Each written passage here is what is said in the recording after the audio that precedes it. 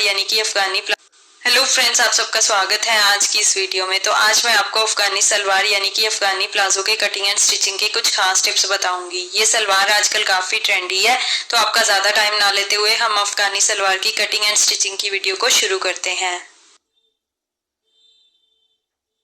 तो सबसे पहले मैंने ये 2.5 मीटर फैब्रिक लिया है, जिसे ऐसे मैंने 4 साइड में फोल्ड करके रख लिया है। पहले हमने इसे ऐसे डबल फोल्ड किया, ये देखिए, ये इसकी खुली वाली साइड है और ये बंद वाली साइड है। फिर हमने इसे ऐसे डबल फोल्ड कर लिया। ऐसे हमने इसके 4 पार्ट्स को ना फोल्ड करके रख लेना है। तो ये हमारी बंद वाली साइड है, ये ध्यान में रखें।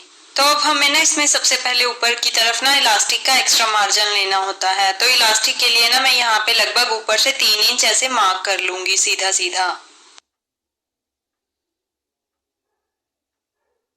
तो अब हमें ना ऊपर से इसका आसन मार्क करना है नीचे की तरफ। तो वो हम ये वाली मार्किंग से नीचे ना लगभग 12 इंच पे इसका आसन के लिए मार्क करेंगे, एक सीधा सीधा। नॉर्मली ये जो मार्क होता है ना आसन वाला 10.5 इंच पे आता है, लेकिन इसका आगे और पीछे का आसन बिल्कुल सेम आएगा, इसीलिए थोड़ा ज्यादा लेना है हमें, लगभग 1.5 इंच ज्यादा लेना होता है। तो यहाँ पे ना हमने 12 इंच को ऐसे सीधा सीधा मार्क कर लेना है। तो अब हमें सलवार की लेंथ मार्क करनी है। तो वो हम ऊपर वाली इलास्टिक वाली मार्किंग से ना नीचे हमने इसकी लेंथ मार्क करनी है। जितनी भी आपको इसकी लेंथ रेडी करनी है ना, उससे आपने 1 इंच कम यहाँ पे मार्क करनी है। मान लीजिए मुझे 38 इंच रेडी करनी है इसकी लेंथ, तो मैं यहाँ पे 37 इंच मार्क कर लूंगी। तो 37 इंच को ना हमने ऐसे ही सीधा सीधा मार्क कर लेना है। यहाँ पे 1 इंच कम हमने इसीलिए मार्क करना है क्योंकि इसका जो पोंचा है ना वो आगे की तरफ बढ़ के लगता है, 1 इंच का होता है वो कम से कम। तो 38 इंच हमारी ये रेडी हो ही जाएगी सलवार। तो अब हमें ना ऊपर की तरफ वेस्ट के लिए मार्क करना होता है। वो हिप के साइज के अकॉर्डिंग होता है। हिप का जो भी रेडी साइज होता है ना हमारे पास, उसमें हमने 5-6 इंच और लूजिंग ऐड कर देनी है। तो यहाँ पे हमारे पास हिप का जो रेडी साइज है वो है 44 इंच यानी कि 44 इंचेस। 44 में अगर हम 6 इंच प्लस करेंगे तो हमारे पास यहाँ पे आंसर आएगा 50 इंचेस। अब हमने फैब्रिक को 4 साइड में फोल्ड किया है, तो 50 को हमने 4 से डिवाइड कर देना है। तो यहाँ पे हमारे पास आंसर आएगा 12.5 इंच। तो 12.5 इंच को ना हमने यहाँ पे ऐसे मार्क कर लेना है इस तरीके से। तो ऐसे हमने यहाँ पे 12.5 इंच को मार्क कर लिया। अब हमें यहाँ पे भी ना आसन के लिए भी 12.5 इंच पे ही मार्क करना है। बिल्कुल सेम मार्क आता है ये ऊपर की तरह। अब हमें ना इस वाले मार्क को ऊपर वाले मार्क से ऐसे मिला लेना है। तो अब हमें थाई के लिए मार्क करना है, जो यहाँ से ना लगभग 2 इंच ज्यादा होता है। तो यहाँ से 2 इंच ज्यादा ना हमने इस तरीके से ऐसे मार्क कर लेना है। अब हमें यहाँ से 1.5 इंच का एक्स्ट्रा मार्जिन भी लेना होता है। इस तरीके से हमने 2 इंच और आगे की तरफ 1.5 इंच को ऐसे मार्क कर लेना है। अब हम यहाँ से आसन की गोलाई को इस तरीके से मार्क कर लेंगे। तो ऐसे हमने थाई के लिए मार्क कर लिया है। अब हमें नीचे की तरफ इसकी मोहरी का मार्क करना है। अफगानी सलवार की जो मोहरी होती है ना वो लगभग 6 या 6.5 इंच रेडी होती है। तो उसके लिए ना हम यहाँ पे इसका डबल मार्क करेंगे, क्योंकि हमें इसमें प्लेट्स भी डालनी है इसीलिए। तो 6.5 इंच का अगर हम डबल करेंगे तो 13 इंच को ना हमने यहाँ पे ऐसे मार्क कर लेना है। तो अब हम ये मोहरी वाले मार्क को ऊपर थाई वाले मार्क से ना ऐसे मिला लेंगे इस तरीके से। और यहाँ पे ये जो एक्स्ट्रा मार्जिन लिया ना, इसे हमने इस तरीके से मार्क कर लेना है। इन फ्यूचर अगर हमें थाई से लूज करने की जरूरत पड़े तो वो हम आसानी से कर सकते हैं। अब हमारी ये मार्किंग हो चुकी है। अब हम इसे अपनी मार्किंग के साथ साथ कट कर लेते हैं।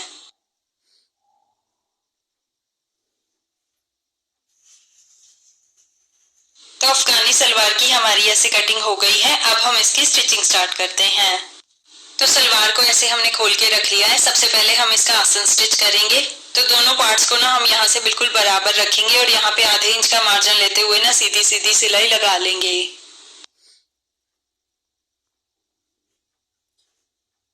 तो आसन को ना अब हम यहीं तक स्टिच करेंगे, आगे की सिलाई हम बाद में लगाएंगे। तो यहीं से अब हम अपनी सिलाई को घुमा के डबल कर लेंगे। तो ये देखिए फ्रेंड्स, एक तरफ का आसन हमने ऐसे स्टिच कर लिया है। अब हमने दूसरी साइड के भी आसन को यहीं तक स्टिच कर लेना है।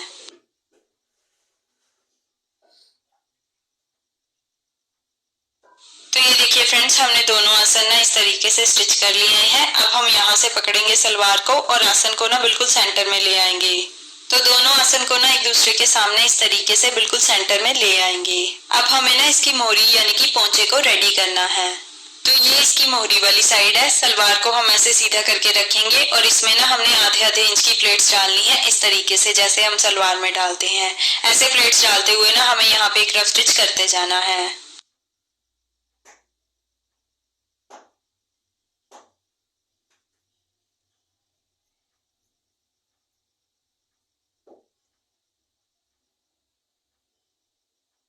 तो ये देखिए फ्रेंड्स, ऐसे हमने एक साइड में प्लेट्स लगा ली हैं और ये लगभग 13 इंच ऐसे मैंने मोरी को तैयार कर लिया है। अब हमें दूसरी साइड पे भी ऐसे ही प्लेट्स लगा लेनी है। तो ये देखिए फ्रेंड्स, मैंने दोनों साइड की प्लेट्स इस तरीके से लगा ली हैं। अब हमें इसके नीचे ना पोंचा रेडी करना है। तो पोंचे के लिए मैंने सेम सलवार वाला ही फैब्रिक कट किया है। ये लगभग 3 इंच चौड़ा लिया है मैंने, ये देखिए, और लंबाई में ये उतना ही है जितनी हमें सलवार की मोहरी रेडी करनी है। और इसकी उल्टी साइड पे ना ऐसे मैंने पेपर पेस्टिंग भी लगा ली है। आप चाहो तो ये बुकरम के साथ भी रेडी कर सकते हो, लेकिन मैं पेपर पेस्टिंग के साथ रेडी करूंगी।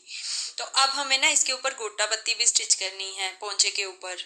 तो ये वाले पैटर्न को ना, पोंचे वाले पैटर्न को हम ऐसे सीधा करके रखेंगे और गोटा पत्ती को इसके ऊपर ना ऐसे उल्टा करके रखेंगे और यहाँ पे ना गोटा पत्ती के बिल्कुल सेंटर में सिलाई लगा लेंगे।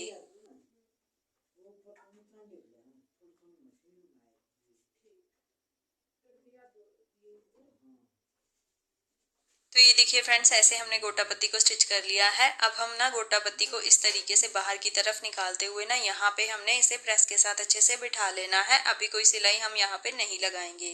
इस तरीके से हमने इसे प्रेस के साथ अच्छे से बिठा लिया है। अब हम इस पैटर्न को ऐसे सीधा करके रखेंगे और सलवार को ना इस तरीके से इसके ऊपर सीधा करके ही रखेंगे। दोनों को बिल्कुल बराबर रखेंगे और यहाँ पे ना ठीक उसी सिलाई के ऊपर सिलाई लगाएंगे जिससे हमने प्लेट्स लगाई हैं।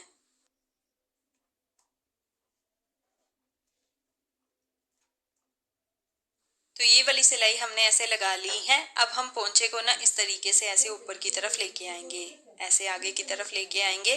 अब हम ना इसे इस तरीके से ऐसे फोल्ड करेंगे, यहाँ पे अपनी सिलाई के ऊपर रखेंगे और यहाँ पे एक किनारे की सिलाई लगा लेंगे।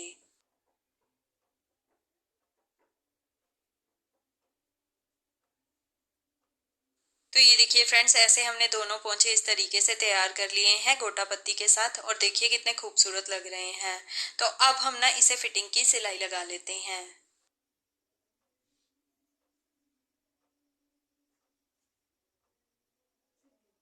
तो ये सिलाई ना हमें ऊपर आसन तक इस तरीके से लगा लेनी है। अब हम दूसरी साइड की सिलाई ना यहीं से शुरू करेंगे और नीचे तक लगा लेंगे।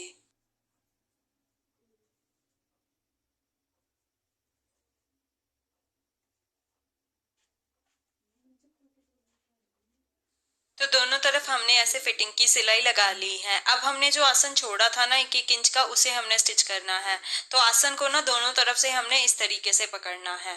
ऐसे पकड़ेंगे आसन को, इस तरफ वाले मार्जिन को ऐसे फोल्ड कर लेंगे और इस तरफ वाले मार्जिन को इस तरफ ऐसे फोल्ड करेंगे और यहाँ से ना आसन वाली ये वाली सिलाई को ना दूसरे आसन वाली साइड वाली सिलाई से मिला लेंगे। तो ये देखिए फ्रेंड्स, आसन की सिलाई हमने ऐसे डबल करते हुए आसन भी स्टिच कर लिया है। अब हमें ऊपर की तरफ इलास्टिक स्टिच करना है। तो उससे पहले ना हम पैंट को ऊपर से आधा इंच ऐसे फोल्ड करेंगे और यहाँ पे एक सिलाई लगा लेंगे।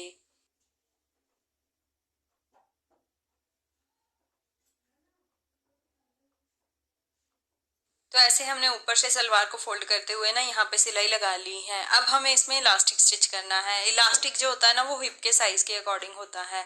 हिप का जैसे हमारे पास यहाँ पे 44 इंच साइज है ना, तो हिप से हमने लगभग 10-12 इंच इलास्टिक कम कट करना है। तो ये जैसे हमारे पास 44 है, तो ये मैंने 32 इंच का इलास्टिक कट किया है टोटल।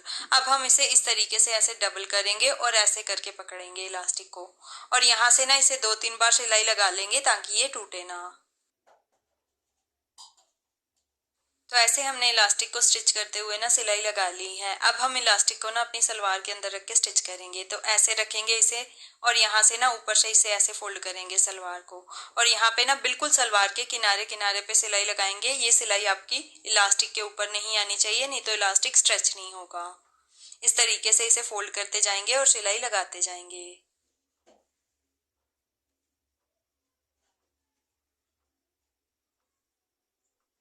तो ये देखिए फ्रेंड्स, ऐसे हमने इलास्टिक को अंदर रखते हुए सिलाई लगा ली है। अब हम इलास्टिक को स्ट्रेच कर लेते हैं अच्छे से, पहले ऐसे पकड़ के और उसके बाद ना यहाँ से ऐसे पकड़ के, ताकि इलास्टिक अपनी जगह ले ले अच्छे से। अब हमें ना बिल्कुल इसके सेंटर में एक सिलाई लगानी है। ऐसे फैब्रिक और इलास्टिक को एक साथ खींच के ना हम इसके बिल्कुल सेंटर में सिलाई लगा देंगे, ताकि इलास्टिक हमारा घूमे ना। तो ये देखिए फ्रेंड्स, ऊपर की तरफ हमने ऐसे इलास्टिक भी स्टिच कर लिया है और ऐसे हमारी ये अफगानी सलवार बनके तैयार हो गई है। पोंचे भी देखिए कितने अच्छे इसके तैयार हुए हैं गोटा पत्ती के साथ। तो इस तरीके से आप आसानी से अपनी अफगानी सलवार या अफगानी प्लाजो कटिंग एंड स्टिचिंग कर सकते हैं।